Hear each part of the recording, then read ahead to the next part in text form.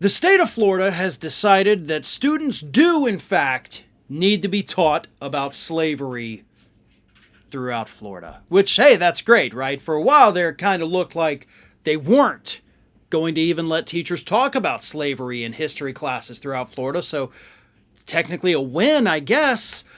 Until, of course, you look at this new decree from the Florida Department of Education that says, okay, middle school teachers, you can, in fact, teach students about slavery, but you also are now legally required to tell students how awesome slavery was for the slaves. I mean, after all, the state says they did learn some pretty cool skills while being slaves, while being technically property owned by other human beings, but they learned some cool things that you probably helped them, later on in life if they lived long enough to be freed. But those are good skills, right? Farming, cooking, housekeeping, hey, that's useful for a slave ripped from their home continent, dragged against the ocean across their will, and then sold for profit. Yeah, you learned some cool things. The state of Florida is now legally required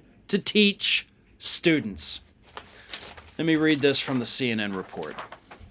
The new standards require instruction for middle school students to include, quote, how slaves developed skills which in some instances could be applied for their personal benefit. A document listing the standards and posted in the Florida Department of Education website said, when high school students learn about events such as the 1920 Ocoee Massacre, the new rules require that instruction include, quote, acts of violence perpetrated against and by African Americans.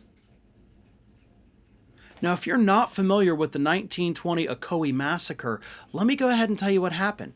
You had 2 black residents in Riverside, Florida, 1920. 2 black residents went to cast their vote, as they were legally allowed to do. The white poll workers said, nah, get the hell out of here. You're not allowed to vote. And I'm sure they probably used some charged language there. The 2 men were legally allowed to vote. But it wasn't enough that the white poll workers said, hell no, get out of here. Because later on, the KKK showed up, massacred dozens of residents in this predominantly black town, and burned dozens of homes to the ground. That's what the Ocoee Massacre was. White supremacists murdering black people for trying to vote. And now the state of Florida says, if you talk about it at all, you have to say that black people did it to black people. That's not even close to reality. But that is what our kids are going to be taught in our public schools. The public schools that my children attend here in the state of Florida. The public schools where my wife is an educator. She is now legally required to talk about, to say this shit, if she teaches it at all. This is utter insanity. This is an absolute, quite literal whitewashing of American history.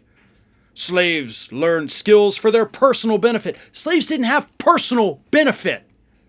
They were, in fact, property of white people. They didn't get to go out and just have fun and do their own kind of thing all the time.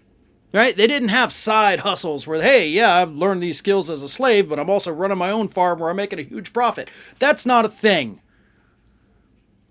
Florida has been solidly controlled by Republicans for over 20 years.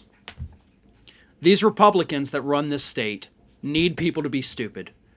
Because if the Republican Party runs out of stupid people, then there's nobody left to vote for the Republican Party. That's why they're destroying education here in the state of Florida, so that everybody stays stupid, so that everybody stays Republican. Hey everyone, this is Aspen. And did you know that for the low cost of $0 per day, you can subscribe to the Fair and Balanced YouTube channel. We also encourage you to like, comment, and share. But again, click that subscribe button and help Aspen not be so grumpy.